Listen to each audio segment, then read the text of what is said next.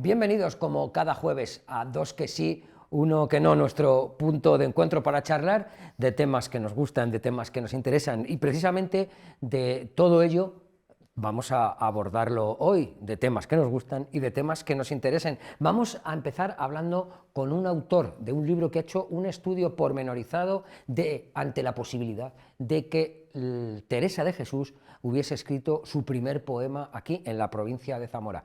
¿Por qué no? Lo abordaremos conociendo el libro de este autor, de Eladio Riesco. También continuaremos hablando con la persona encargada de realizar una charla este sábado en el Museo Etnográfico para saber y analizar cómo influye el juego en los niños. Es muy importante que los niños puedan jugar y sepan jugar, y nosotros, los padres, también les acompañaremos.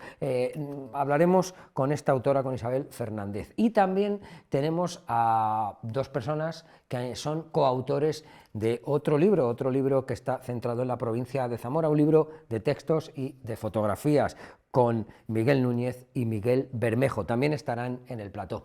Pero antes comenzaremos visitando una preciosa comarca, Sayago, donde reside y donde ejerce su labor pastoral este sacerdote, Héctor Galán, que está a cargo de 17 pueblos dentro de la comarca del Bajo Sayago. Lo conocemos de cerca.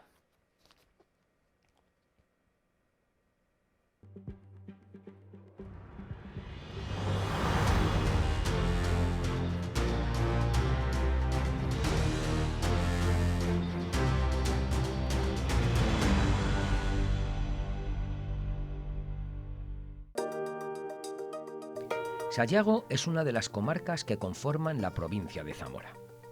Una preciosa zona que posee numerosos pueblos, creando un gran sentimiento de identidad entre sus gentes. Pero también forma parte de esa España que cuenta con menos población. Héctor Galán es uno de los sacerdotes que atienden este contorno. Almeida, Escuadro, Fresno, Mogátar, Torrefrades, Piñuel, Carbellino, Roelos, Salce, Villamor de Cadozos, Peñausende, Mayalde, Tamame, Figueruela, Viñuela, Alfaraz y Moraleja son los 17 pueblos que están a su cargo, donde realiza su labor diaria. Soy Héctor, soy párroco en Almeida de Sayago, Peñausende y todos los pueblos que conforman estas dos unidades pastorales, que es el Bajo Sayago. En total son 17 parroquias, 17 pueblos, como digo, unificados en dos unidades pastorales. Además de la tarea en las parroquias como párroco, pues también, como todo el mundo sabe, formo parte del equipo de Pastoral de la Salud, como capellán del Complejo Asistencial de Zamora, de los dos hospitales, y bueno, pues también tareas litúrgicas dentro del área de la Delegación de Liturgia de la Diócesis, y bueno, muchas más cosas.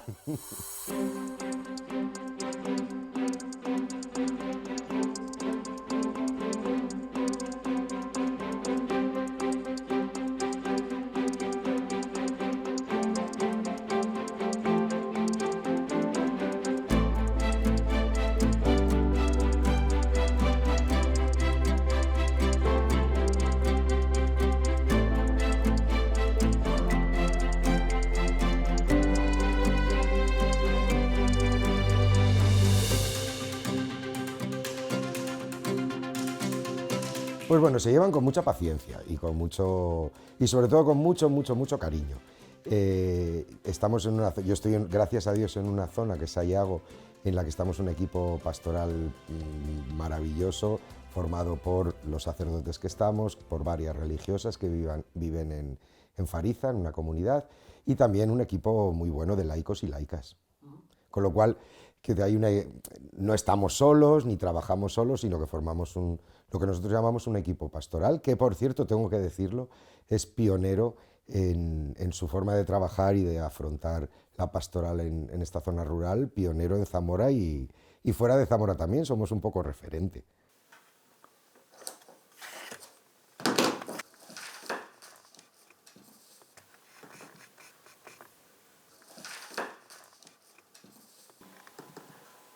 El trabajo se lleva muy bien porque la organización del trabajo es un poco mensual. Entonces, todo como que se engrana en función de las dos unidades, de las dos cabeceras de unidad, que son Almeida y Peñausén, en las que todos los domingos hay una misa de referencia para esta unidad pastoral. En Peñausén de siempre la misa es a las 12 los domingos, en Almeida a la 1, y es un poco la misa de referencia para las dos unidades pastorales de cada una de las cabeceras. Y el resto, bueno, pues como bien dices, la semana tiene 7 días, muchas horas a la semana.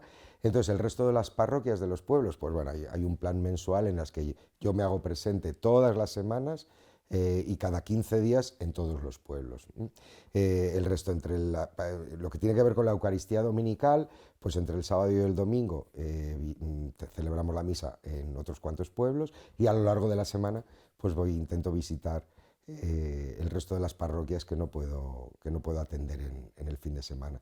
Esto en un tiempo que es la primavera, verano. Luego en el invierno, pues es verdad que el ritmo de los pueblos cambia muchísimo, porque hay muchos pueblos que se quedan bastante vaciados, y bueno, pues el ritmo del invierno es un ritmo más lento en lo que al culto y a las misas se refiere. Lo bueno de tener muchas parroquias, y muchas que son relativamente pequeñas, pues te permite tener un conocimiento personal de todos y cada una de las personas del pueblo que conforman la parroquia, y bueno, pues un trato súper bonito y súper cercano.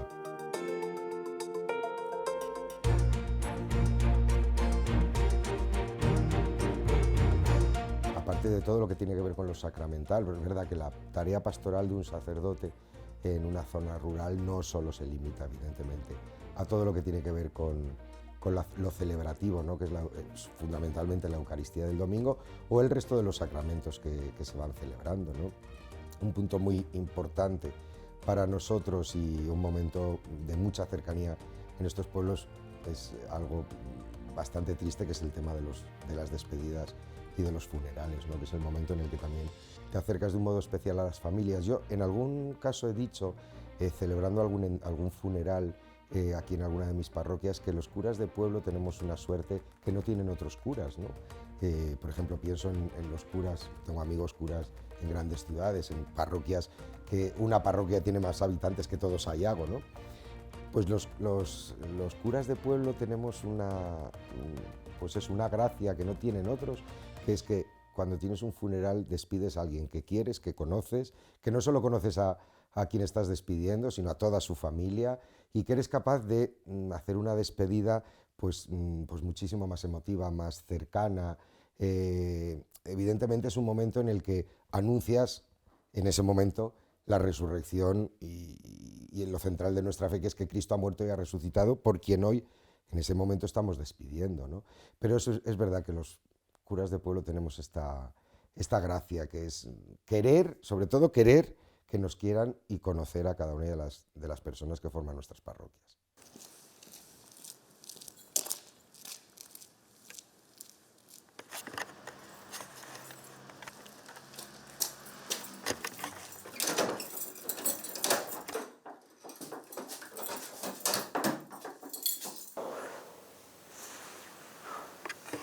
Bueno, y estamos ya en la oficina, ¿no? Exactamente, aquí estamos en nuestra oficina. Yo siempre digo que es la casa de todos, nuestra casa común, que es la maravillosa iglesia de Almeida de Sayago, que me perdonen todos mis hermanos y todos los pueblos, pero no me digáis que no es la catedral de Sayago, ¿eh?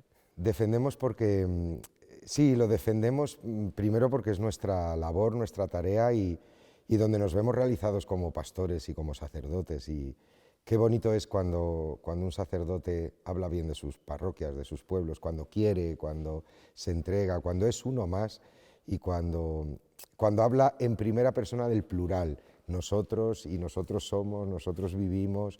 Qué bonito es porque eso expresa que el pastor lleva en el corazón a todas sus comunidades.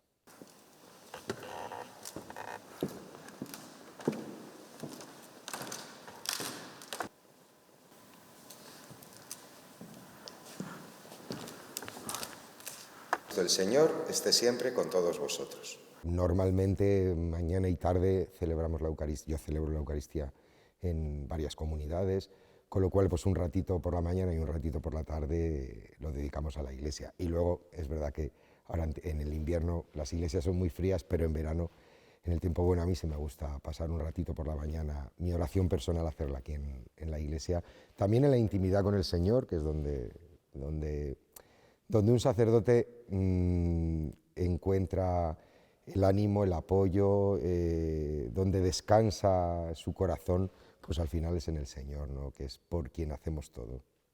Hermanos, para celebrar dignamente estos sagrados misterios, reconocemos humildemente nuestros pecados.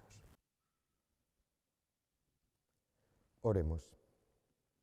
Para que merezcamos abundar en buenas obras, en nombre de tu Hijo predilecto, Él que vive y reina contigo en la unidad del Espíritu Santo y es Dios por los siglos de los siglos. Ha cambiado por la cercanía y por el... es verdad que puede parecer un contrasentido, ¿no? Antiguamente, hasta no hace muchos años, en cada pueblo había un párroco, además eran párrocos por oposición, es decir, que iban accediendo a las parroquias y tenían la parroquia como titularidad de por vida, ¿no? Eso ya ha pasado a la historia, ¿no? Porque, pues claro, ya no hay tantos sacerdotes y los sacerdotes tenemos que atender muchas más parroquias que los sacerdotes antiguamente, ¿no?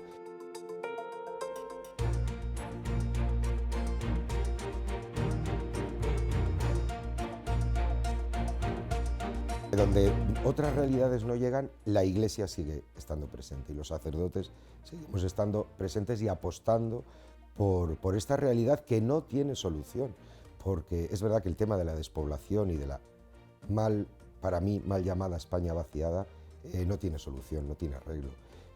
Lo que podemos hacer es que esta gente entienda y sienta que la Iglesia apuesta por ellos y que muchos sacerdotes jóvenes, entre los que me incluyo, estamos desgastando nuestra vida aquí con ellos, porque son nuestra heredad, como dice uno de los salmos más bonitos que rezamos.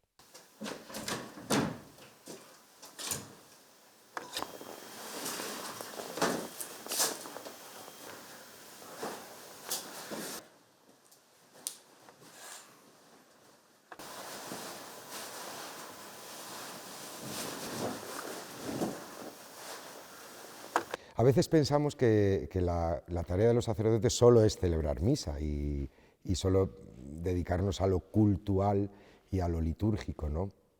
Bueno, nosotros aquí en este arciprestazgo nuestro de Sayago pues tenemos un rodaje muy bonito y un plan pastoral muy bonito, ¿no? Que es, tenemos como un objetivo que es vivir nuestra fe en comunidad, traspasar las fronteras de nuestra parroquia, de nuestro pueblo. Por eso pues tenemos a lo largo del año muchísimos momentos en los que nos juntamos y nos reunimos pues gentes de todo el arciprestazgo pues para diferentes celebraciones y diferentes momentos de formación. Pues pienso, los catequistas tienen su formación, su camino propio, ¿no? De todo el arciprestazgo. Tenemos formación litúrgica, tenemos formación musical. Tenemos un movimiento de coros muy bonito. Como digo, bueno, pues Sayago tiene un movimiento comunitario muy bonito y muy importante a lo largo de todo el año. Pero es verdad que lo que me preguntas que es ¿quién pasa por la iglesia? Pues al final todos, ¿no? Porque no solo son palabras bonitas que esta es la casa de todos, es que en esta casa, que es la iglesia, se viven los momentos y los acontecimientos más importantes del ciclo vital de cualquier persona, desde el nacimiento hasta la muerte. Entonces, pues es verdad que por aquí al final pasamos todos y recibimos a todos y vivimos nuestra fe en comunidad todos.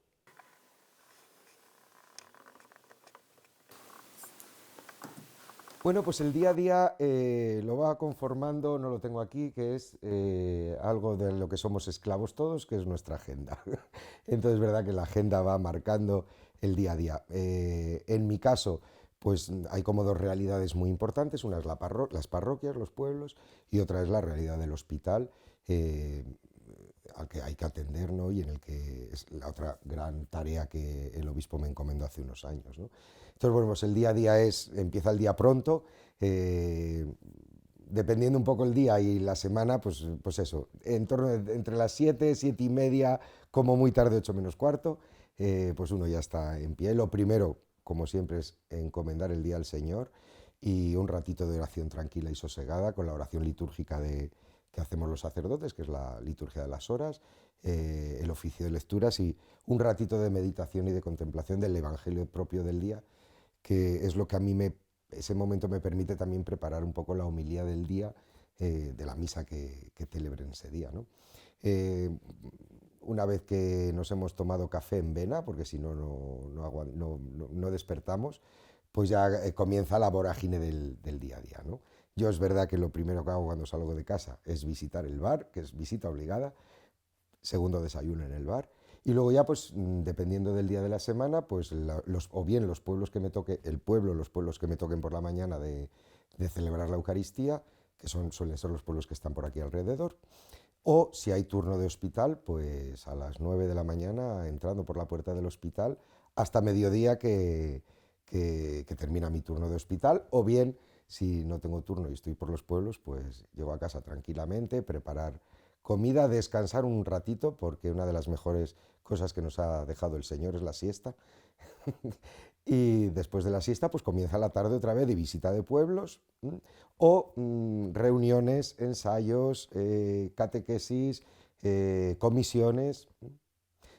También durante toda la semana, casi todas las semanas, yo soy, entre otras cosas, también el arcipreste de Sayago, y bueno, pues tenemos reuniones, tenemos visitas al obispado por papeleos y demás, así que todo lo va conformando la pastoral de las parroquias, el hospital y las reuniones que vamos teniendo semanalmente.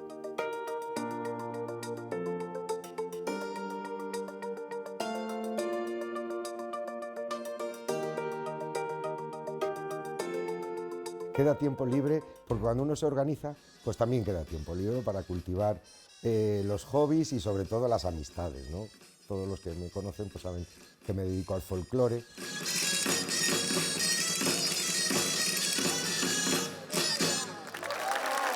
Pues también hay tiempo pues, para ensayar con el grupo. También soy profesor en la escuela de folclore de Sayago, la escuela que tiene la Diputación, el Consorcio de Fomento Musical, tiene escuelas de folclore por varias comarcas de la provincia, y yo soy uno de los profesores de la escuela de Sayago.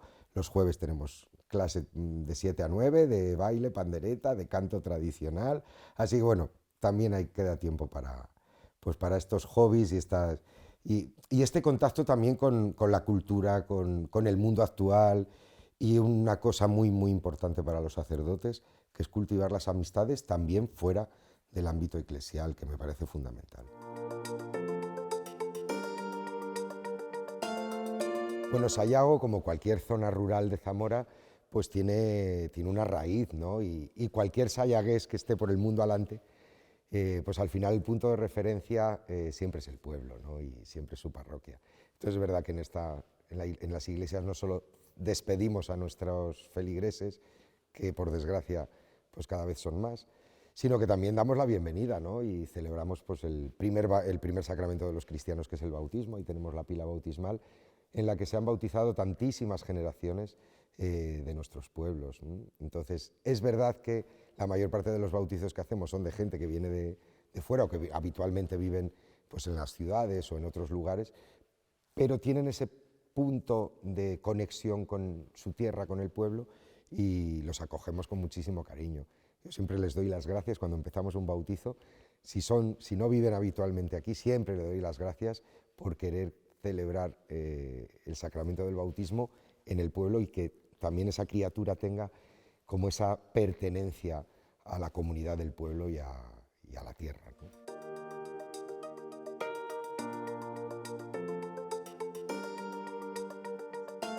Personaje, no sé si literario, pero personaje un poco, ¿no?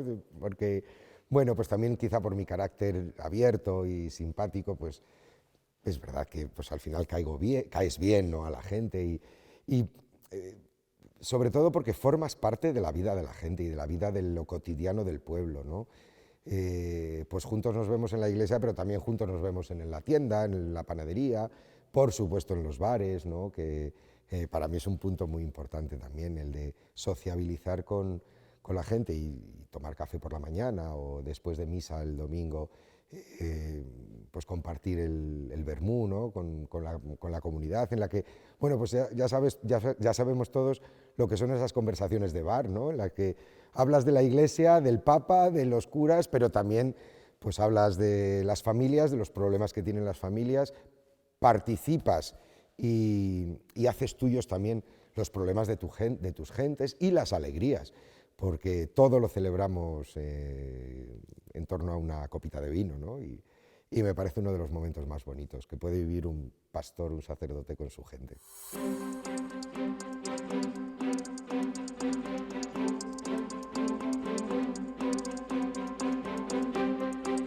Ser sacerdote para mí supone, lo primero, responder a una vocación que nace del Señor y al Señor va. Es responder a una llamada que en un momento de mi vida el Señor me hizo y que pues uno va intentando pues eso, dar respuesta a lo que el Señor quiere en cada momento de ti, con una convicción clara y profunda que es quien lleva las riendas de tu vida es el Señor. Así que al final es, pues eso, responder a lo que el Señor quiere, donde el Señor quiere y como el Señor quiere, a través, por supuesto, de su mediación, que es la Iglesia, en la persona del obispo. Así que al final es poner tu vida en manos del Señor a través de la Iglesia y donde la Iglesia cree que debes estar. En este caso, en este punto de mi vida, pues es esta maravillosa y bendita tierra de Sayago, a la que tanto debo y a la que tanto quiero. Y además con un equipo humano de compañeros sacerdotes como es Ángel, el párroco de Pereruela y de su unidad pastoral, Juanjo, el párroco de Bermillo y de su unidad, Mariano, párroco de Fermoselle, luego los sacerdotes que tienen también encargo, sacerdotes párrocos que están en Zamora, que tienen su encargo pastoral en Sayago, como es el vicario general Toño y el párroco de San Lázaro, Floren. Y por supuesto con este equipo maravilloso de laicas, digo laicas porque en su mayor parte son mujeres y religiosas que formamos este equipo pastoral de Sayago.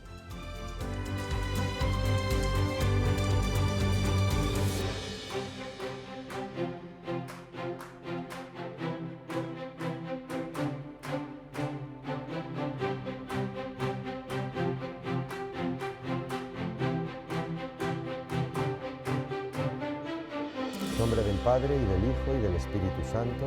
Amén.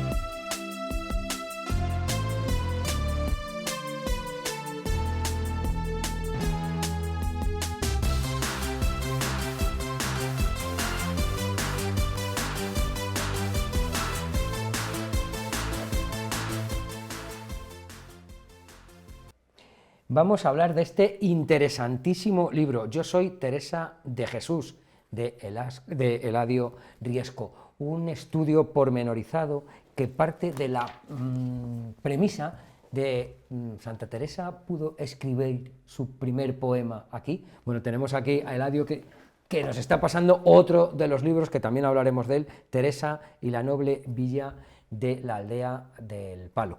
El primer libro que les presentaba, Yo soy Teresa de Jesús, parte de la premisa que les decía.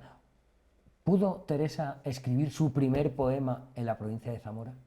Pues esa fue una de mis grandes sorpresas cuando yo hice esa investigación, al comprobar que Teresa dice que «Oh hermosura que cedéis a todas las hermosuras», que fue su primer poema, lo escribe en el año 57 y acompañada de Guiomar de Ulloa.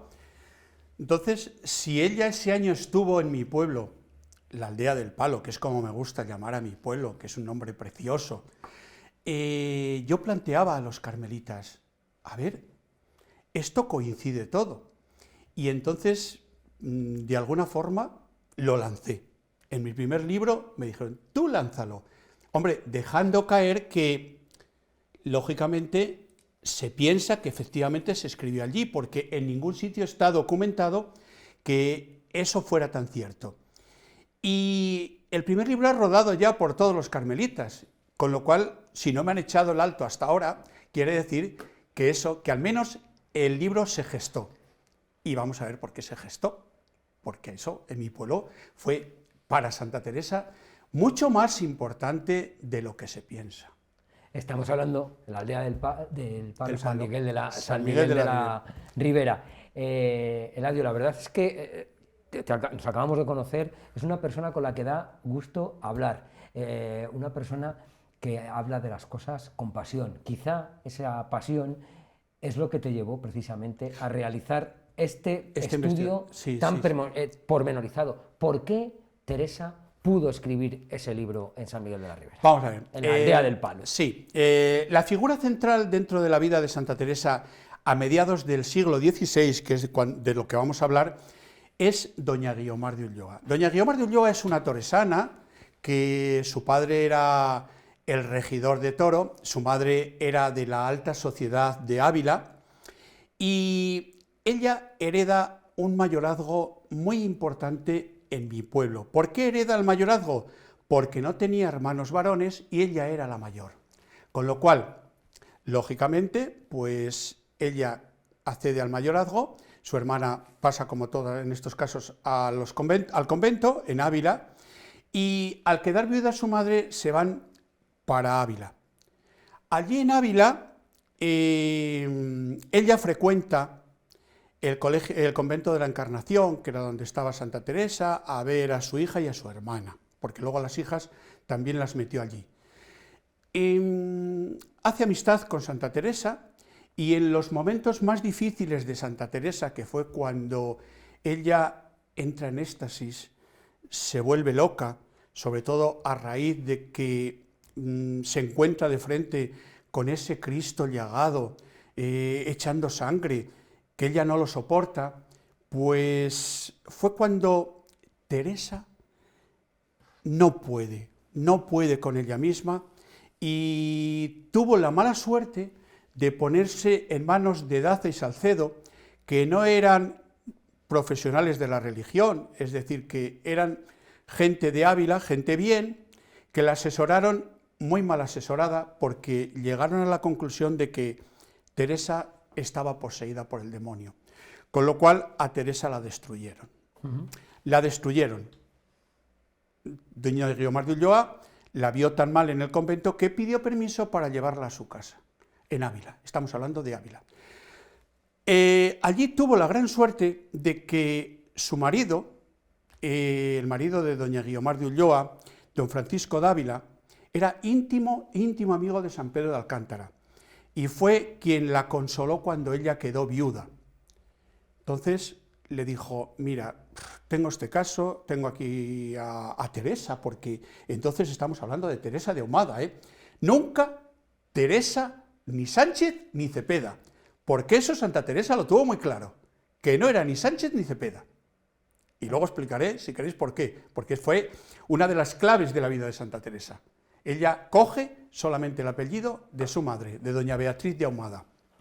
Se lo presenta, San Pedro de Alcántara la confiesa, y la segunda vez que vuelve a casa de Guiomar, que eso es novedad y saldrá cuando yo escriba ese artículo científico que estoy escribiendo de doña Guiomar, ha aparecido por ahí la carta donde San Pedro de Alcántara entrega, dejándola en casa de Guiomar, 23 puntos donde dice que la dejen en paz y que Teresa tiene una llamada de Dios.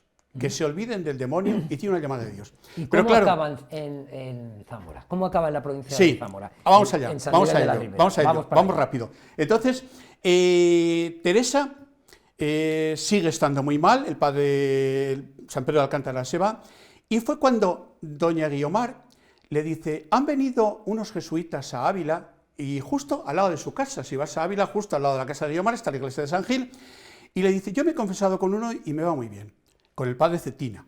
Entonces el padre Cetina se pone en contacto con Santa Teresa y rápidamente descubre lo mismo que San Pedro de Alcántara, que Santa Teresa tiene una llamada de Dios. Entonces, ahí es cuando él entra a saco con Santa Teresa y trabaja con ella los ejercicios espirituales ignacianos. En la primera semana, hablando espiritualmente, cuando llegamos a las dos banderas, es decir, hay que decidirse por el bien o por el mal, interpretado religiosamente por Dios o por el demonio. Este padre se tiene que marchar a Salamanca. Entonces viene el padre Prádanos a hacerle el relevo, Santa Teresa sigue hablando con él, este padre cae enfermo y deciden que le hablan de que tiene que aislarse, y fue cuando Guiomar de Ulloa se ofrece y dice: yo tengo en un pueblo de Zamora una casa muy buena y podemos ir allí, que vamos a estar muy tranquilos y descansados. Entonces vienen para acá el padre Prádanos, Santa Teresa y Guiomar. Al llegar al pueblo, yo siempre tuve la desconfianza de que para cuidar al padre Prádanos Santa Teresa no había venido, porque si vamos a mi pueblo y vemos la mansión que tenía Guiomar y todas las casas con toda la servidumbre, lógicamente no le hacía falta a nadie a doña Guiomar para hacerle el caldo al padre Prádanos y para guisarle el pollo. Entonces, luego, claro, profundizando, el padre Prádanos llegó un momento en los ejercicios espirituales que le dijo: Teresa, o te aíslas o yo no puedo continuar. Hay un momento en los ejercicios donde pide un aislamiento, es decir, que necesita no tener contacto con nadie. Y yo creo que es a lo que vinieron. Es decir, la justificación del padre Prádanos fue un poco lo de la enfermedad, porque él ya necesitaba aislarse. Lo que llamamos cambiar de aires, ¿no? Sí, cambiar de aires, pero no, necesita un aislamiento, es decir, estar solos. Ajá. Y claro, Teresa tenía un problema, que es que ella, mucha clausura, pero no entró en ella. Es decir, tenía a los demás, pero ella no entraba, ella estaba todo el día en la calle. Entonces, claro, yo lo entiendo también el por qué estaba todo el día en la calle, pero era muy inquieta.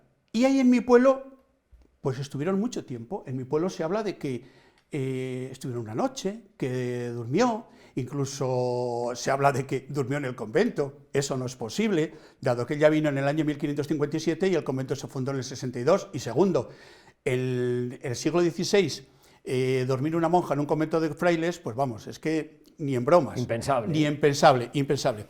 Bien, entonces, ahí, ellos están ahí, en la casa del mayorazgo, con una gran bodega, que supongo que Teresa no se fue para el otro mundo sin probar los vinos de la aldea, los vinos de mi pueblo, estoy convencido, porque esa casa tiene una gran bodega. Y luego, ese año estuvo oculto en la vida de Santa Teresa, por eso los carmelitas tienen tanto interés en sacar todo esto. Estuvo muy oculto. ¿Por qué estuvo oculto? Pues enlazas y dices: si Santa Teresa vino a mi pueblo como Teresa de Ahumada, monja, y de repente aparece un poema, como hemos nombrado antes, O hermosura que excedís a todas las hermosuras, Teresa se arranca, y Teresa va a Ávila y va formada y empieza la reforma de los carmelitas, empieza los descalzos. Luego, ¿quién le dio esa formación? Esa de doña Guiomar no vino, tuvo que venir necesariamente del padre Prádanos, que era una persona muy preparada en la Universidad de Salamanca.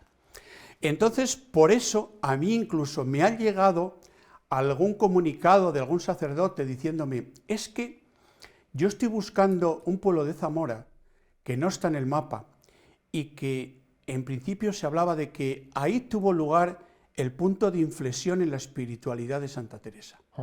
Entonces, yo pienso que no se ha difundido mucho porque, como siempre, en estos casos las influencias no gustan. Y en Teresa hay una influencia ignaciana muy fuerte. O sea, que estamos hablando de un lugar clave en la vida de Santa Teresa Muy de clave, Jesús. y nunca lo hemos tenido en cuenta. Y yo eso es lo que quiero de alguna forma recuperar. Pero recuperar lo que supuso mi pueblo para Santa Teresa con la figura del padre Prádanos y, lógicamente, hacerle un reconocimiento a doña Guiomar, porque cuando ellas vuelven a Ávila y Teresa se decide hacer la reforma, Guiomar estaba presente en esa reunión de mujeres. Cuando ella, fundamentalmente en mi pueblo, a lo que le da muchas vueltas es que no se puede mantener un convento con 200 personas cuando muchas están pasando hambre, y otras tenían lo que podríamos decir ahora una suite dentro del convento, con criadas y demás. Eso es lo que a Santa Teresa le da muchas vueltas, y de ahí empieza la reforma. Entonces, cuando fundan el primer convento, Santa Teresa no tiene nada, porque aunque Santa Teresa viene de familia muy pudiente, pues se había ido desperdigando, porque la verdad es que su padre pues gastaba muchas camisas de seda francesa y botones de oro y demás, entonces su padre vestía muy bien y aquello se fue perdiendo. Gracias a su hermano Lorenzo, que hizo las Américas, le mandó dinero, y luego quien aportó la mayor parte de la primera fundación para que el convento de San José de Ávila subiera fue dinero de la aldea. Dinero de la aldea, porque, ¿qué pasa? Que en aquel tiempo la gente de la aldea le escribe a doña Guiomar diciendo que las monjas que había en un convento que había en mi pueblo se habían marchado, y que si ella, que tenía amistad con San Pedro de Alcántara, podía hablar con él para fundar. Entonces, doña Guiomar ni se lo pensó, habló rápidamente con San Pedro de Alcántara, por la gran amistad que digo que tenían, y como San Pedro iba a casa de Guiomar a buscar dinero para la fundación de la aldea, Santa Teresa se dio cuenta de que había dinero. Y entonces incluso se habla de que ya para rematar el convento, doña Guiomar le dice a su madre: manda a Toro a buscar las 30 onzas de oro que te quedan, dice, para poder acabar la fundación. Es decir, que mucho dinero fue para la primera fundación. De hecho, cuando traen a su madre de Ávila muerta a enterrarla con su padre, aquí a Toro, pues no estaba hecho el panteón, y su madre, la madre doña Aldonza, la madre de Guiomar, estuvo enterrada en la aldea, en el convento, mucho tiempo, hasta que luego la llevaron para Toro. Oye, Eladio, ¿cómo ha sido la labor de documentación de este libro? Porque la labor de documentación, muy dura, muy dura. Y yo te digo, descubrí que por los carmelitas no sacaba prácticamente nada. Nada. Entonces, claro, yo no sé por qué la bombilla se me enciende y la busco por los franciscanos. Entonces, claro, por los franciscanos sí que encuentro, dado que San Pedro de Alcántara fundó en mi pueblo, y entonces ahí hay un trío. Es decir, el trío Guiomar, Santa Teresa, San Pedro de Alcántara, lo fraguó doña Guiomar. Y entonces se habla mucho. Y teniendo en cuenta que el que estuvo en mi pueblo fue un jesuita, pues lo he sacado, que me ha costado lo suyo, sacar de Acoba de Manresa documentos donde allí sí se certifica que ella acabó los ejercicios.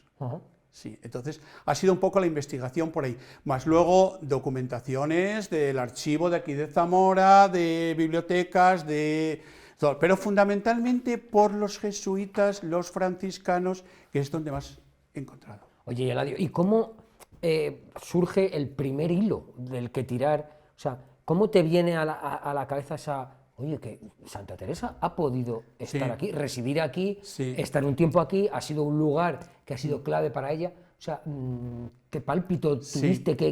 ¿Cómo fue? Pasión de madre. Sí, ¿no? Te vino una inspiración. Sí, vamos a ver.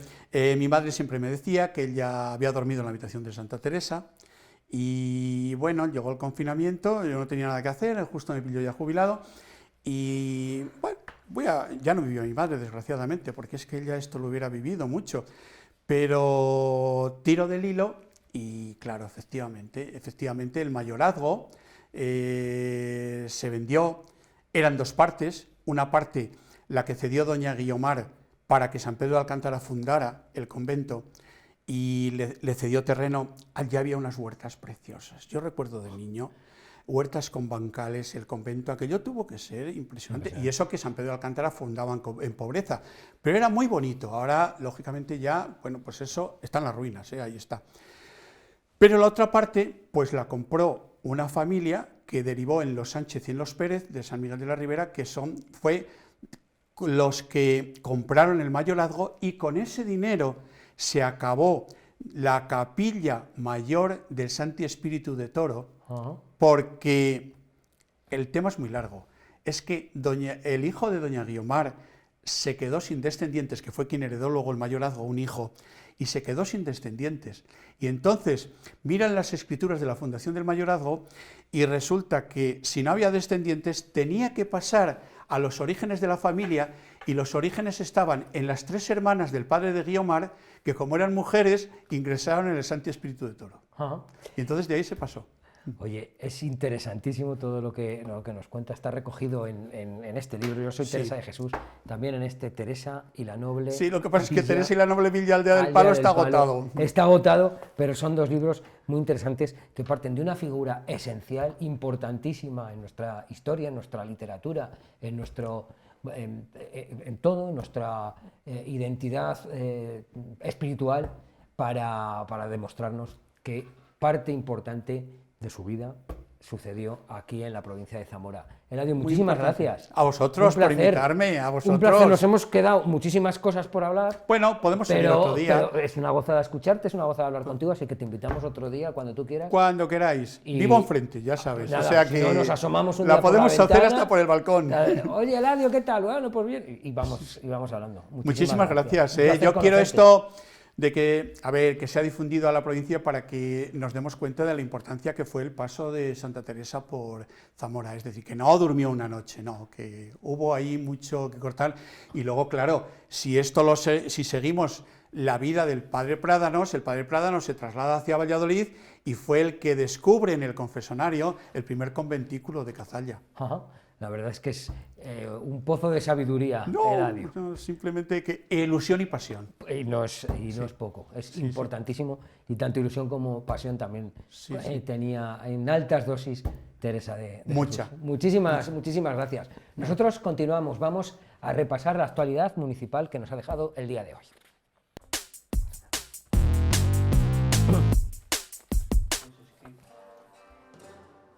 Hoy se ha presentado la tercera edición de las Músicas Cercadas. Se han programado 4 conciertos que se celebrarán en la iglesia de San Cipriano de Zamora los días 9, 10 y 11 del próximo mes de mayo. Los artistas y grupos invitados, como siempre, cuentan con una dilatada trayectoria profesional y un gran reconocimiento internacional dentro del panorama de la música antigua. De forma extraordinaria se ha adelantado esta edición a mayo ante la posibilidad de que San Cipriano pueda ser una de las sedes de las Edades del Hombre. Los precios de las entradas oscilarán entre los 20 y los 30 euros y podrá adquirirse un abono para todo el ciclo por 80 euros.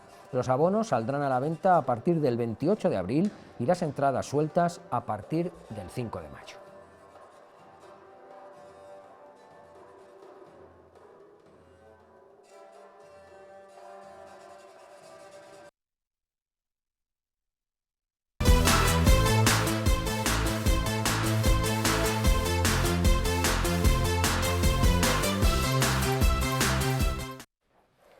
Este sábado, 1 de febrero, en el Museo Etnográfico, podemos disfrutar de la charla Juego Infantil, Autonomía y Creatividad, las raíces lúdicas de la inteligencia.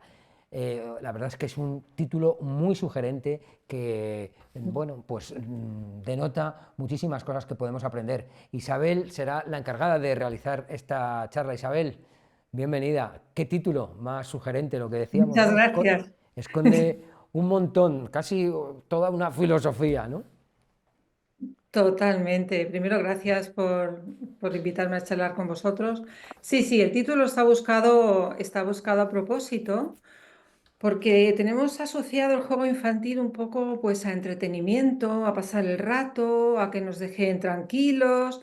Sin embargo, lo que hay detrás del juego es tremendamente importante. Es lo que se manifiesta y lo que se desarrolla a través del juego de una manera espontánea y no planificada. Es eso, es la creatividad, es la inteligencia, es la intuición, es la inteligencia emocional y social. Hay un montón de cosas que se desarrollan a través del juego. La verdad es que el juego infantil es importantísimo. Es muy importante y lo que está sucediendo hoy en día es que, bueno, los niños han jugado siempre. es algo que está en su naturaleza, sale de dentro. Lo que pasaba antes de que la vida fuera tan complicada es que tenían mucho tiempo y tenían un entorno favorable, tenían pues la calle, o sea, la calle hace 100 años que era la calle, pues era tierra, yo qué sé, es decir, eran entornos como muy favorables. Entonces, la vida se ha ido complicando, la vida en las ciudades, la vida en los pisos, y luego hay mucha interferencia, pues poco tiempo disponible, mucha tecnología. Entonces, el juego ha ido reduciéndose cada vez más. Entonces, como ha ido reduciéndose cada vez más, ya sí que tenemos que dedicarle un tiempo a pensar sobre la importancia del juego, porque es que hay que protegerlo. Es que cuando hablamos de cosas que están en peligro de extinción, una de ellas es el juego. La, Entonces, ahora lo tenemos que pensar. Antes se daba de una manera espontánea y natural y ahora hay que proponérselo. la verdad es Por eso que tenemos que hablar de ello. La verdad es que es verdad lo que dices, ¿eh? Suena así de una manera tan fría, pero es que es doloroso, porque estamos hablando de jugar, lo que entendemos por jugar o lo que entendíamos por jugar no hace tanto tiempo, y es asumir un rol, desarrollarlo, bueno, de alguna manera, pues también relacionarte con más gente o relacionarte con tus juguetes. No estamos hablando de una pantalla ni de ver la tele, no es eso de lo que estamos hablando. No, no, estamos hablando del juego espontáneo, que bueno, tú dices, asumir un rol, realmente es algo que sucede a un nivel tan intuitivo, tan emocional, realmente en el juego simbólico de esos años entre los 3 y los 7 y tal, no hay tanta planificación a un nivel racional, es algo que sale desde otro lugar, ¿no? Y claro, pero tiene que haber una posibilidad, una ocasión, o sea, unas condiciones que permitan que eso surja, porque los niños, si no se interfiere, juegan todo el rato, ¿vale? Pero ¿qué pasa si todos los días, todos los días hay interferencias, pues ya sea de tareas que traen del cole, como de programas de pantalla? Entonces, cuando vemos a qué se reduce finalmente en términos de juego cada tarde de los niños pequeños, dices, aquí está faltando algo importante. Claro, porque no es lo mismo la experiencia de ver algo en la tele, o sea, en un programa, y la experiencia de crear el juego es totalmente diferente. O sea, cuando los niños juegan, es algo, es un impulso, es una iniciativa, es una creación realmente que sale de dentro y se proyecta afuera.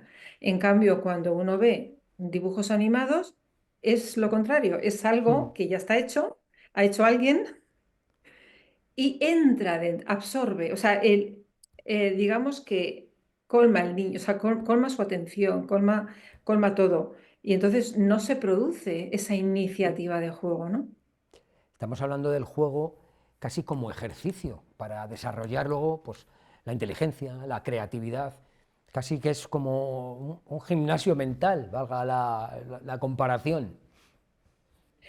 Pero la parte buena, increíble de todo eso, es que sucede de un modo espontáneo. Es decir, los niños no dicen, bueno, voy a jugar con estos Mm, palos y estas piedras y voy a hacer barro porque así desarrollo claro, mi claro, conocimiento del medio y mi sensoria. No, no. O sea, ellos juegan por placer. claro. Y claro, ellos juegan por placer. Y todo ese desarrollo es un resultado de. Entonces, nosotros los adultos, lo que pasa es que tenemos la tendencia a ver la utilidad en todo, ¿no? Y entonces eh, que hacemos esto para que suceda lo otro, para que aprendan. No, no, es que no sucede así. Los niños juegan por placer y el aprendizaje es algo que está implícito en esa experiencia, ¿no? Está bien implícito. Ellos no lo piensan, pero ese aprendizaje y todo ese desarrollo se produce gracias a esa experiencia de juego. La verdad es que pienso que seguimos jugando incluso de adultos. Ya no a lo mejor son bueno, por la misma motivación o la misma necesidad de juego que cuando eres más niño, pero esa capacidad de jugar es clave casi en el día a día, ¿no? Me refiero bueno, por el desarrollo de esa creatividad, por el adaptarte a determinadas circunstancias, etcétera, que el juego deja un residuo ahí que se mantiene, ¿no? Claro, es que absolutamente, tanto que se habla del niño interior, el niño interior es eso. Si consigues que sobreviva el niño interior, te lo llevas puesto. O sea, ¿qué hacen los niños? Los niños juegan al ¿vale qué? ¿Vale que yo era la maestra y tú eras no sé quién? ¿Vale qué? O sea, vamos a jugar a esto, ¿no? Como si esto fuera verdad. ¿Y qué pasa cuando ya somos adultos y queremos crear cosas? Pues jugamos un poco al vale qué. Oye, ¿y si hacemos esto? Oye, ¿y si hago lo otro? Entonces necesitas ese espíritu lúdico, ¿no? De probar, oye, ¿y por qué no lo hacemos de esta otra manera? Mira, hay este problema. ¿Por qué no lo enfocamos así? O se me ha ocurrido una idea. Eso es la parte interna, el niño interno, ¿no? Esa parte lúdica que si dejamos que se desarrolle, nos llevamos puestos. Si no, es una repetición constante, ¿no? De lo que hemos hecho hasta ahora, ¿no?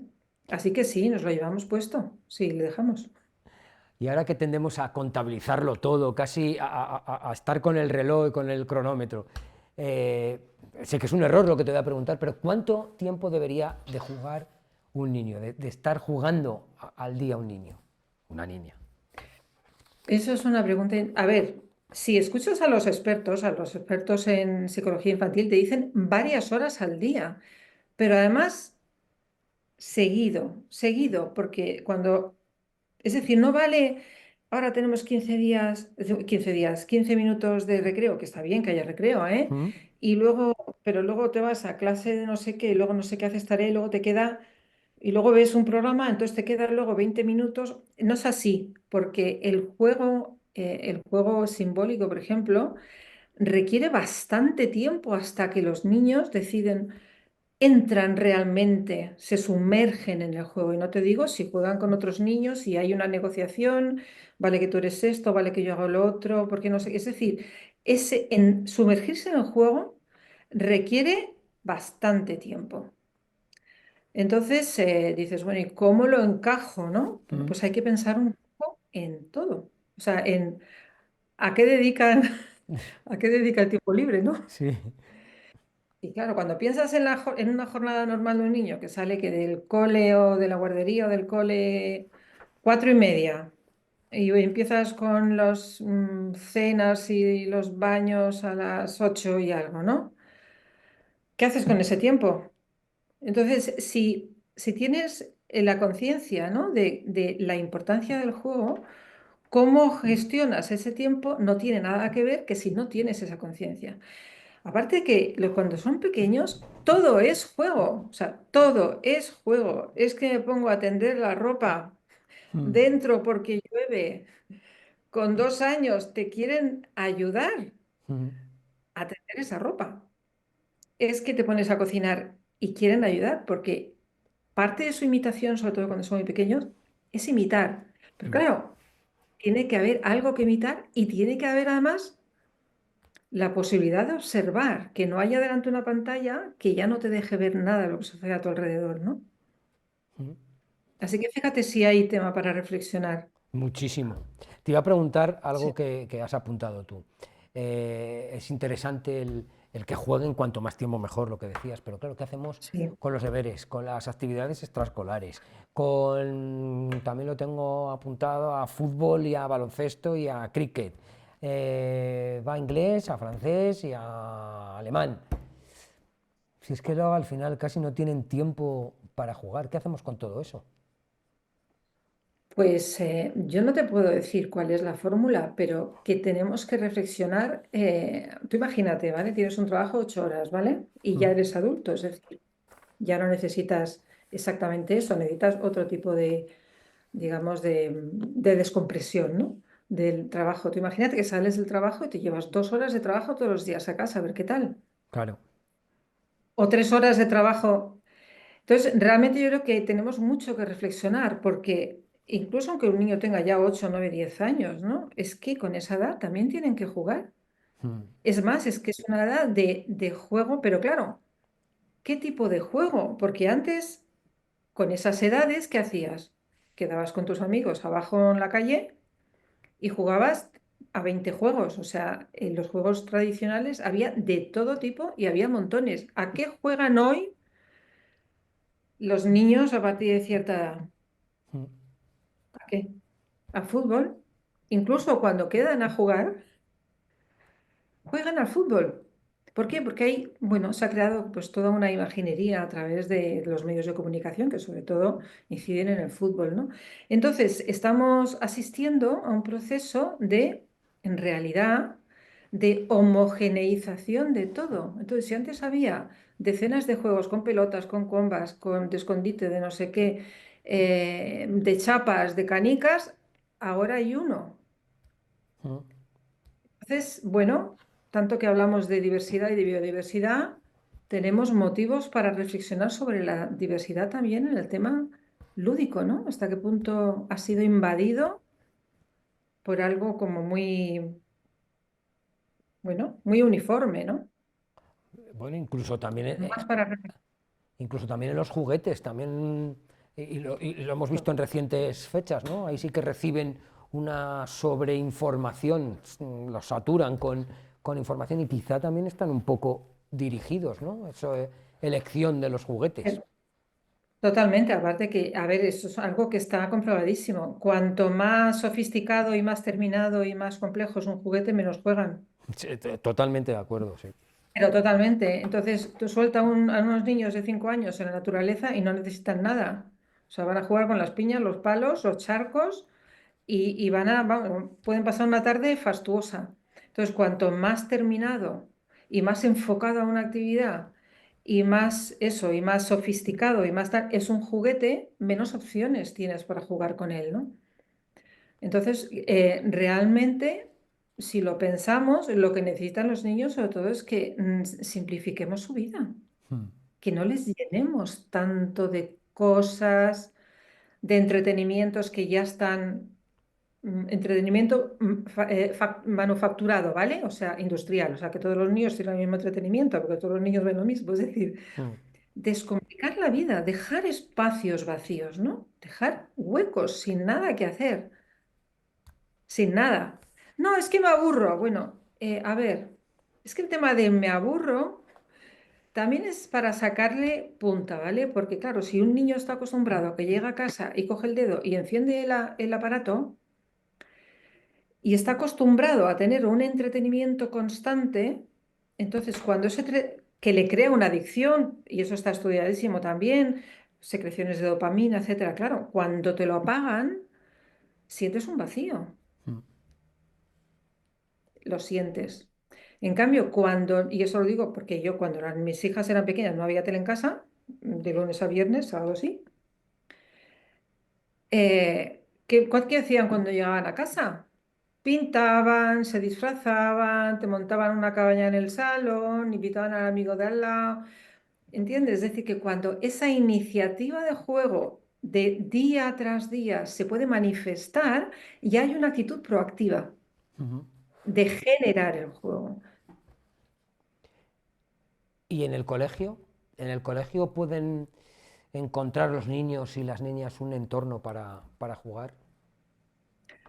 Pues mira, si hablamos, por ejemplo, de la educación infantil, o sea, educación infantil de 3 a 6, ¿no? ¿Sí? Educación. Ujú. Y observas lo que se hace en Europa, o sea, porque hay como dos tendencias muy distintas, ¿no? Tienes los países del norte de Europa, Finlandia, Noruega, Dinamarca. ¿Qué es lo que se hace en esos países? Suiza, juego. O sea, la base es en esa etapa, antes de entrar en la primaria, es jugar.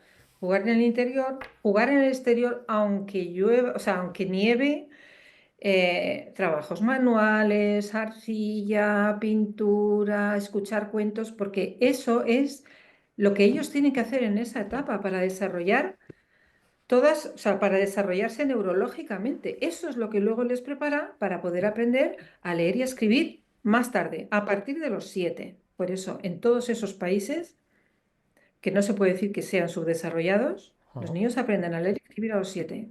Y luego hay otro tipo de países entre los que están, pues, España, por ejemplo, Inglaterra, Estados Unidos y tal, que los niños con 4 años ya están haciendo preescritura. Sí. Están haciendo letras, números, adelantando un tipo de actividad académica que no les corresponde. O sea, no es que sea malo, es que no es el momento, es que eso va después. Entonces, claro, el juego realmente, cuando el objetivo es que los niños aprendan a escribir su nombre y no sé qué, y aprendan y rellenen las fichas y tal, el juego queda relegado a un espacio muy pequeño. Aparte que ya eso en sí indica un enfoque muy directivo, ¿vale? Que se traslada un poco a todo, ¿no? Entonces, ¿cuál sería la solución? Repensar absolutamente la educación infantil, totalmente. Que además hay muchas iniciativas de otros países, ¿no? Para poder hacerlo, ¿no? Quiero decir que no es un invento. Isabel, la verdad es que es una gozada escucharte, es súper interesante. Estoy convencido de que la charla va a ser pues súper didáctica y vamos a aprender muchísimo de un tema tan apasionante como este. Una gozada hablar contigo y que vaya muy bien este sábado. Recuerden, este sábado en el Museo Etnográfico, este sábado 1 de febrero a partir de las 11:30. Isabel, muchísimas gracias. Muchísimas gracias. Muchas gracias por la oportunidad de hablaros. Muchas gracias porque hemos aprendido algo que es muy importante, que es darle, valga la redundancia, importancia al juego. Eso es. Gracias. Gracias. Nosotros continuamos y analizamos y recordamos cuáles han sido las noticias relacionadas con nuestra provincia. La provincia al día. Un espacio ofrecido con la colaboración de Diputación Provincial de Zamora. Llega a Zamora una vez más el Congreso Ahora Ilusión.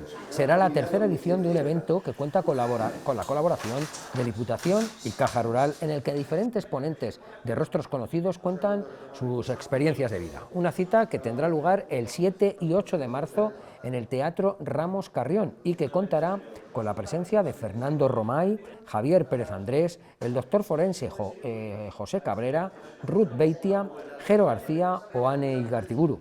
Las entradas ya están a la venta y se podrán adquirir por días o a través de un bono. 8 euros para acceder el viernes 16, para el sábado, y el acceso completo a los 2 días del evento tiene un coste de 20 euros.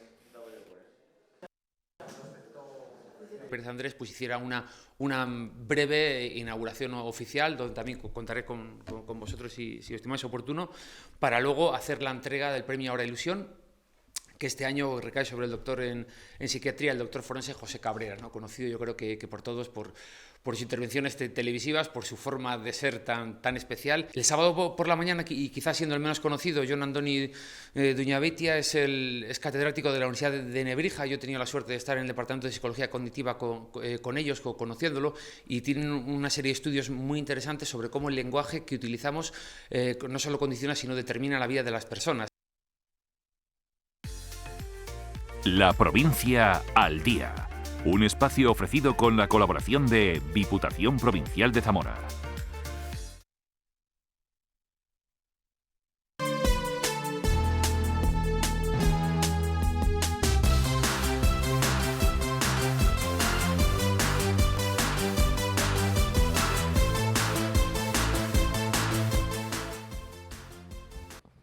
Llegó el momento de hacer un pequeño viaje. En este caso vamos a disfrutarlo y vamos a hablar de algo que muchos de ustedes lo conocerán. ¿Se acuerdan de un paisaje que veíamos a menudo en las carreteras, que era la Guardia Civil con unas motos, esas motos que llevaban antes, esas sanglas? Pues precisamente en una sanglas es en lo que vamos a viajar hoy. Estamos hablando del coche de papá, en este caso la moto de papá.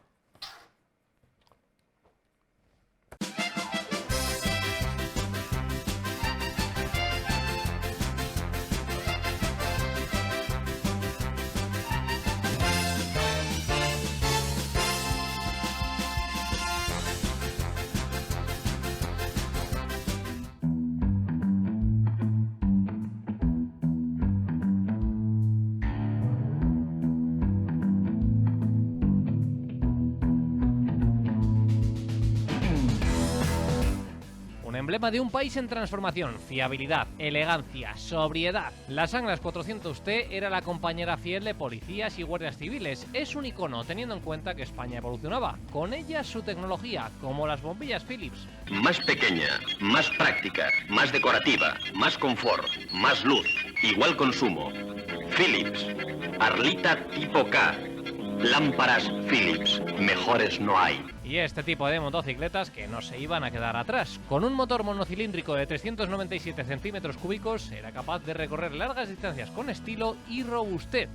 Un diseño simple y funcional que representaba a un país que rodaba hacia la modernidad. Volvemos, ya reconocéis completamente este garaje porque hemos estado aquí anteriormente y es el garaje de Álvaro. Como podéis ver, está lleno de motos y venimos a hablar también de motocicletas porque también entra dentro del coche de papá. Y Álvaro, en este caso, nos enseñas una maravilla, en este caso de motocicleta española. Española. Estamos hablando de unas Anglas 400T de 1967. 1967, o sea, estamos hablando que esta tiene actualmente 60, dentro de 2 años hace 60 años. ¿Quién lo iba a decir, eh? ¿Quién lo iba a decir? ¿Quién lo iba a decir? Fíjate. Es una moto que se conoce mucho por el tema de que ha sido una moto de los servicios oficiales españoles, sobre todo de la Guardia Civil de Tráfico, de Policía Municipal y aparte de eso, pues del Ejército. ¿Qué tiene para que la utilizaran los servicios oficiales? Porque algunas características, potencia, en general, no sé, maniobrabilidad... Estamos hablando que ha tenido un idilio esta moto con los servicios oficiales de más de 30 años. Más de 30 años. años. 50 hasta los años 80. Te comento por qué. Querían una moto robusta, una moto fiable, una moto fácil de reparar, que tuviera buenas prestaciones. No se podía importar nada del extranjero. Necesitaban una moto de 4 tiempos, el tema del consumo, fiabilidad y con un motor que pudiera coger unas velocidades medias altas. La única marca española que podía hacerlo y lo hizo fue Anglas. Y por eso fue la moto elegida por... Eso y que era española, ¿no? Que sí, imagino... Era indispensable, no se podía importar nada de fuera. Las demás marcas como Tatco, Montesa, Derby fabricaban motores de los tiempos, era mucho mayor, en 4 tiempos, el consumo era el doble y luego pues la fiabilidad y la fiabilidad no estaban al alcance. La estética es muy mítica, ¿no? De españolas, claro. Todo el mundo que nos esté viendo ahora mismo estará diciendo yo esta moto, yo la he visto en algún lado. Se la ha visto seguramente que en la Guardia Civil de Tráfico en los años 70, años 80, era la moto que llevaba la Guardia Civil de Tráfico. Era la moto que tenían, todavía en alguna película del Torete y el Vaquilla, se ve a los guardias civiles detrás de ellos con unas Anglas. Bueno, cuéntanos un poco en general cómo llegó hasta ti estas Anglas. Pues esta no se le habrá robado a ningún guardia civil. No, de momento no. Sí que perteneció a la Guardia Civil, está rematriculada. Esta moto pues un día buscando por internet hace muchos años, la encontramos en Madrid.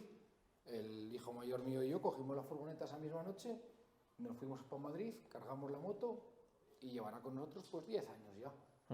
Desde la ignorancia, no sé si luego cuando tenía pues eso, la Guardia Civil, los otros cuerpos, si iría de alguna manera... Sí, pues, a ver, cuando la tenía la Guardia Civil iban carenadas, llevaban aquí la cúpula, llevaban a veces maleta atrás para poder llevar documentaciones, pero lo que más caracterizaba era la cúpula delantera para el cortavientos, para que fueran cómodos en la moto. Como una especie de pantalla y también, que, claro, efectivamente, para que con la de tiempo que han pasado encima en motos. La verdad que, oye, pues lo que estábamos hablando, estéticamente es una moto bonita, por una parte, ¿no? Para mí es las Anglas, junto esta con la primera que sacaron, para mí las Anglas es con diseño propio de Anglas, con la chispa que tenía Anglas, porque luego ya empezaron a meter plásticos, a meter fibra, a hacer motos más modernas, pero no con esta estética. 4.000 kilómetros lo has hecho. No, el marcador se cambió, seguramente esta moto tenga más de 100.000 kilómetros. Más de 100.000 kilómetros, o sea que tiene calle la moto, ¿eh? Sí. Se dice, estoy leyendo por ahí, que algunas motos de la Guardia Civil llegaron a hacer 200.000 kilómetros sin abrir motor. Sí que es verdad, con su mantenimiento, sus retenes, sus válvulas, pero sin abrir motor. Era una moto que supuestamente la calidad no era, o la fiabilidad no era muy alta, pero se descubrió lo contrario, se descubrió que hacían 200.000 kilómetros sin ningún problema en una moto de estas. 200.000 kilómetros, o sea que Y hoy, era a una buena velocidad, que esta moto te podía llevar a una velocidad de crucero de 120 kilómetros por hora.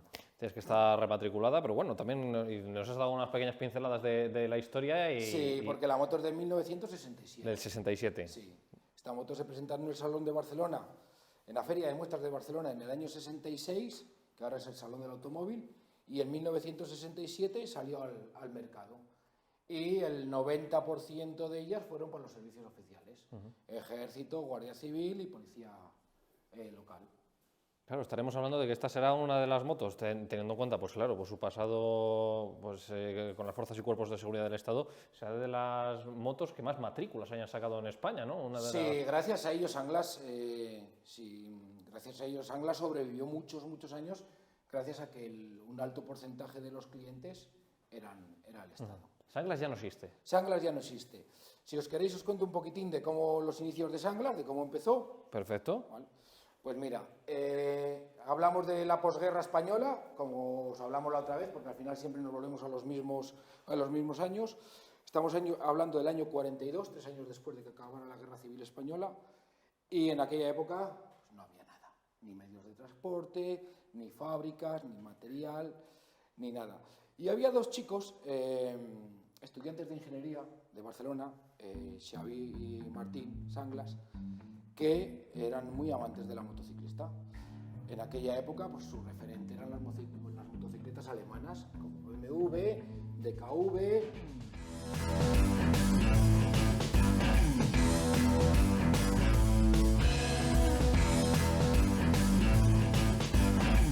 ¿Qué pasaba? Que los muchachos querían montar una fábrica de motos. Tenían la suerte de que su padre era un gran empresario textil. Y claro, si nos damos cuenta, en Barcelona, Cataluña, en los años 50, pues posiblemente fuera una potencia mundial en la industria textil. Y su padre tenía una fábrica y era un empresario de éxito. Con lo cual, lo más difícil, que era la ayuda económica, estaba en Sí, ya lo tenía. 1942, en Polo Nou, en Barcelona, se hace la primera fábrica de Sanglas, en la cual se inspiran en un modelo de 4 tiempos alemán, en la DKV, se inspiran, por no decir se copian, porque el motor era muy parecido, y empiezan a fabricar motos en 1942, por lo menos a diseñarlas. En el 46 sale el primer modelo de Sanglas, que es la Sanglas 350, una moto absolutamente preciosa, y la particularidad que siempre ha tenido Sanglas, que son motores de 4 tiempos y grandes. Lo que te decía antes, todas las demás marcas iban a motores de 2 tiempos, mucho más fáciles de fabricar, muchos más sencillos, fáciles de reparar, mucho más sencillos, pero los hermanos Xavi y Martín querían hacer motos de alta cilindrada y 4 tiempos. Empezaban con un motor 350. Hablamos del año 46-47. En el año 48 la empresa ya tiene 100 trabajadores y fabrica 200 unidades al año. Con lo cual, viento en popa, la moto tiene un éxito muy grande. Claro, estamos hablando todavía de los primeros años. De los primeros años. Y que en años de posguerra. Hacia el año 58 ya Sanglas fabrica 500 unidades de motos y claro, necesitan unas instalaciones más grandes. De allí se trasladan a Hospitalet de Llobregat. Una nueva fábrica, mucho más moderna, con muchos más recursos. Ya empiezan a fabricar la 400, la 400T, que se fabricó en 1967, y de ahí hasta la 500. Luego, es verdad que el auge de los automóviles y el precio de estas motos, que era algo elevado, pues Sanglas tiene una pequeña crisis. Estamos hablando de los años 70, donde Sanglas se endeuda con varios bancos, y cuando hablamos de que los bancos, te empiezas a meter en bancos para pedir dinero y andamos un poquito fastidiados, porque los bancos entienden de dinero pero no entienden de motos. Y no se endeuda con un banco, se endeuda con el Banco Español de Crédito, Banesto, con el Banco de Madrid, con la Caixa de Cataluña, sí, con la Caja Cataluña y con el Garriga. Ahí es donde empieza la decadencia de Sanglas. Por suerte, parece que viene una luz a Sanglas cuando Yamaha empieza a interesarse por Sanglas. ¿Qué es lo que hacen? A mediados de los años 70, casi a finales, Sanglas suministra motores a Yamaha. Suministra un motor bicilíndrico de 400 centímetros cúbicos y lo que pone Sanglas es el chasis y con el motor Yamaha. Oye, parece que las cosas van bien, pero ya nada. Sanglas todavía necesita más dinero para seguir produciendo motores de 4 tiempos de alta cilindrada, pero los motores monocilíndricos de alta cilindrada habían llegado a su tope. Ya no había más evolución, ya empezaban a importar motos de fuera, ya se iban quedando un poquito atrás. ¿Qué es lo que pasa? Que los bancos al final crean una empresa, se llama Sensa. Crean una empresa al 50% los 4 bancos acreedores y el otro 50% Yamaha. Ahí empieza la decadencia, ya se empieza a fabricar la 500, la 500 S2, pero llega un día muy triste, que es el 15 de abril de 1989, que se fabrica la última Sanglas, una 500 S2 V5. A partir de ese día, del 15 de abril de 1989, Yamaha se hace con el total de las instalaciones que tiene Sanglas en Hospitalet de Llobregat. Hoy en día podemos ver alguno, pues, por herencia de Sanglas, alguna Yamaha, por ejemplo, que haya cogido algo. Sí. O sea, ¿Yamaha de Sanglas? No, Yamaha de Sanglas no copió nada. No, sí que es verdad que todavía existen y andan rodando por ahí muchas Sanglas, pone Sanglas, pero el motor ya es un Yamaha, bicilíndrico. O sea, que simplemente que se ha aprovechado el chasis. chasis. Se ha aprovechado de la situación porque tenían unas infraestructuras muy grandes en Barcelona, era un punto estratégico para la distribución hacia Europa de una nueva marca que venía de Japón, que en principio, como la mano de obra española era barata, pues lo que querían hacer al principio era fabricar aquí y luego importar al resto de Europa. Al final vieron que era mejor importar todo y lo tuvieron como centro logístico. Y esa es la pequeña historia de una gran marca española que marcó, yo creo que marcó una época. Sí, ¿no? Porque además estamos hablando de una historia de evolución, no solamente de Sanglas, de la propia marca, que es verdad, a vida corta, 30 años o 40 años de vida, pero que ha ido de la mano de la evolución de la motocicleta como tal, ¿no? Sí, además los dos muchachos estos eran estudiantes de ingeniería y lo que te decía, se inspiraron en modelos alemanes y cogieron las cosas buenas que tenían aquellos modelos. Y es la única marca española que montó motores de cuatro tiempos hasta el final de sus días. Bueno, Álvaro, ha sido un placer otra vez estar con vosotros. Aprendemos una cantidad de cosas, no solamente. Hombre, os hago un pequeño resumen. Hay mucha más. Hay muchísimas cosas más. Modelos que importó Sanglas, llegó a hacer motos Satch, Zunda de 2 tiempos, llegó a venderlas, no tuvieron éxito. En 1970 Sanglas patentó una moto portátil para llevarlas el ejército, que al final no salió al mercado. Tuvieron muchas ideas, pero al final, como todo, vinieron de fuera con más calidad, mejor precio y se acabó la marca. Aquí estás tú, por ejemplo, para mantener por eso el pasado, ¿no? Son pedazos de historia que es bonito conservar y guardar y son motos que al final, si te das cuenta, joder, pues te recuerdan una época, te recuerdan las motos de la Guardia Civil, te recuerdan las épocas pasadas, cuando se fabricaban cosas en España.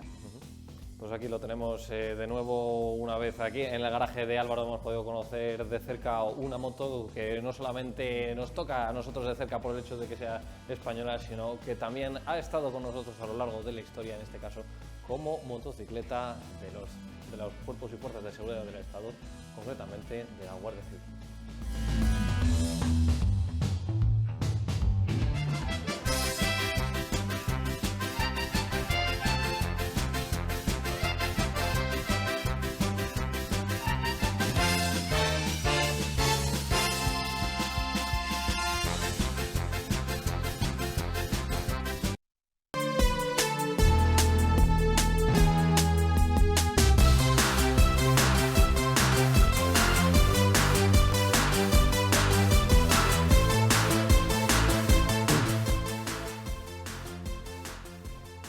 Todos los colores del negro. Este precioso título y este precioso libro con una edición espectacular hecha a cargo de 2 autores, Miguel Núñez y Miguel Bermejo. Uno, pues a través de las imágenes, de las fotografías que conforman el libro, y el otro a través de sus textos. Miguel, bienvenido.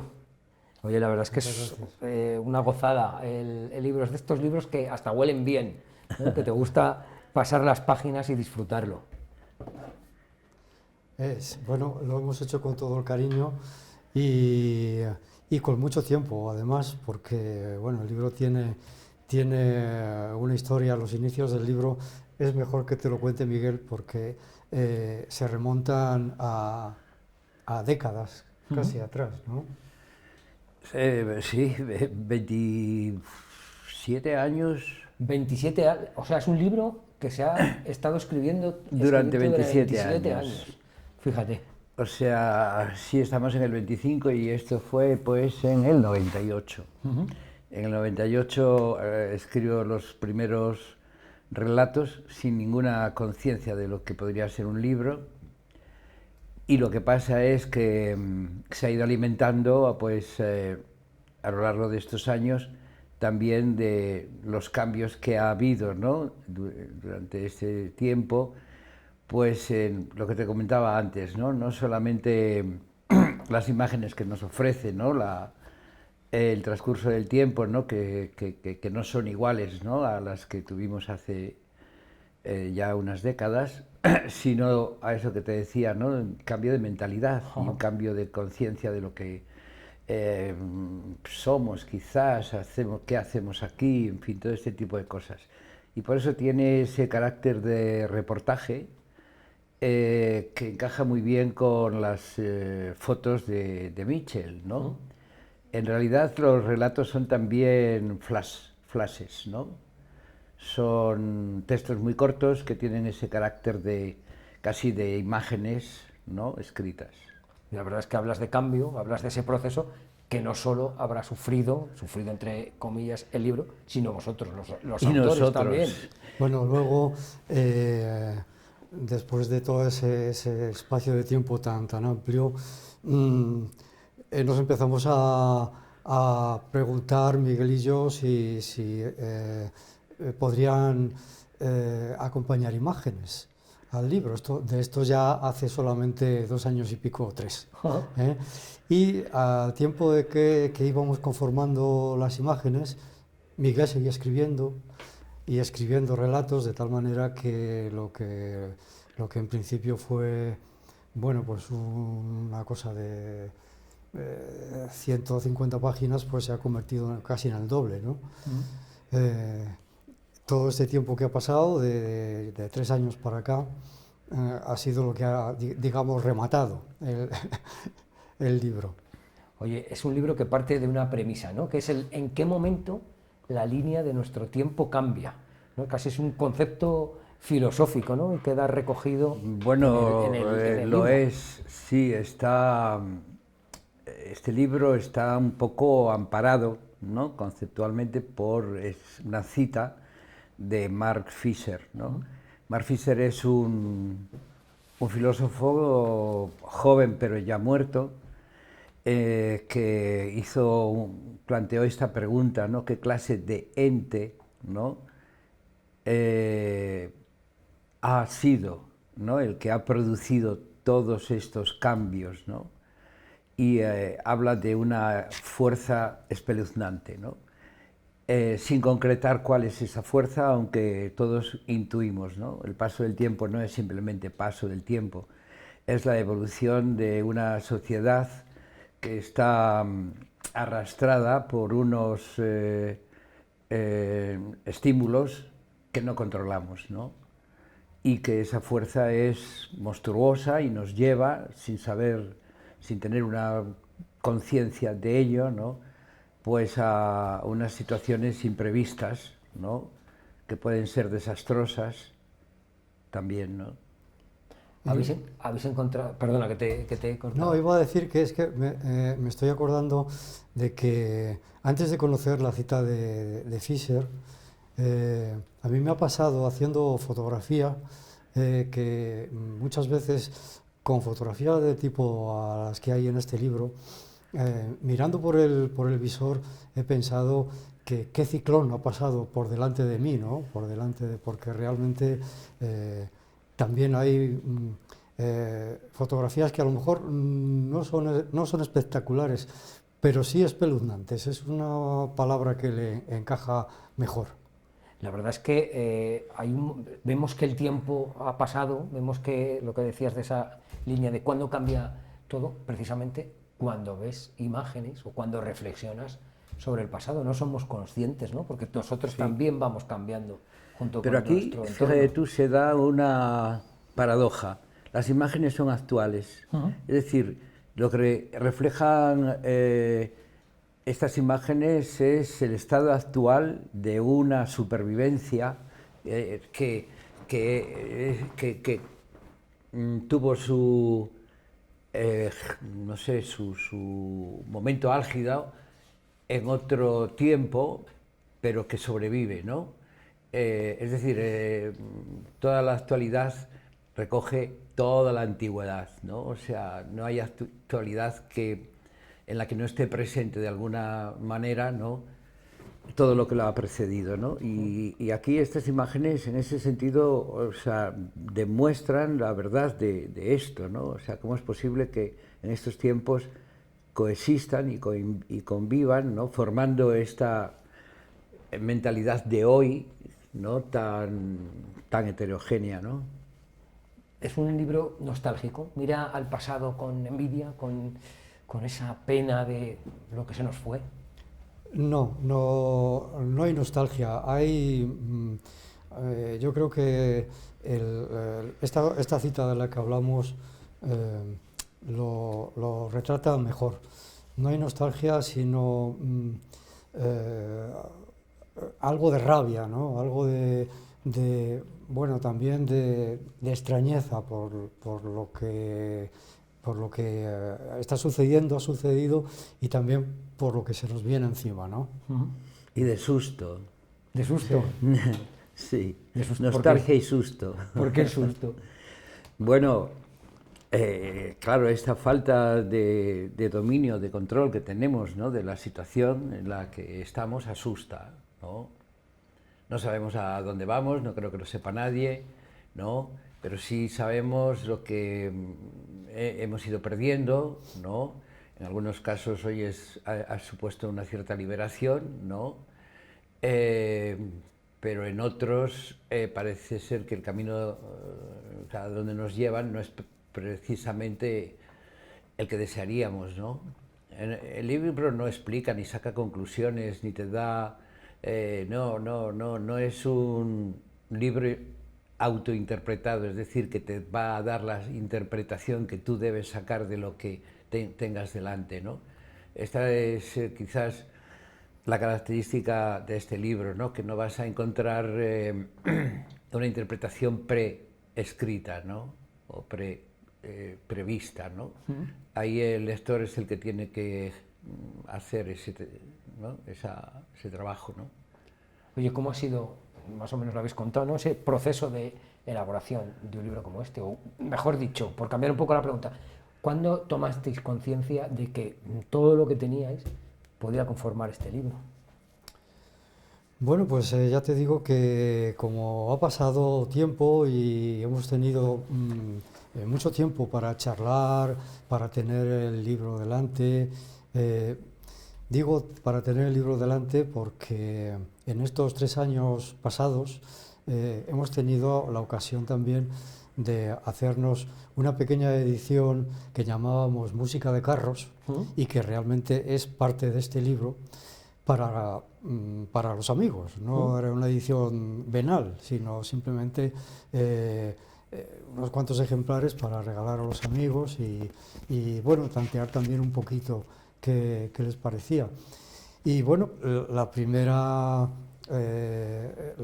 formación física del libro Todos los colores del negro, pues se llamó Música de Carros, que hay algún amigo y vecino que lo tienen, sí. Un libro en que No, bueno, el proceso, ahora cuando has hecho la pregunta y he pensado sobre ello, digo, bueno, pues el proceso se ha dado sobre todo tomando cañas en el bosque de Valorio. Sí, sí. Allí surgió la idea, allí se han dado todas las conversaciones que lo han ido, ¿no?, reorientando. allí es donde también el libro, ¿no?, revisándolo, nos ha dicho por dónde tenía que ir, porque los libros tienen una autonomía, ¿no? No consienten todo lo que a ti se te ocurra, ¿no? Meter, ¿no? Van ejerciendo una autoridad, ¿no? No sabemos cómo lo hace, pero de hecho lo hace, ¿no? Y esa autoridad el libro la ha mantenido hasta el último momento, pues el que la portada sea como es, ha sido cosa del libro, ¿no?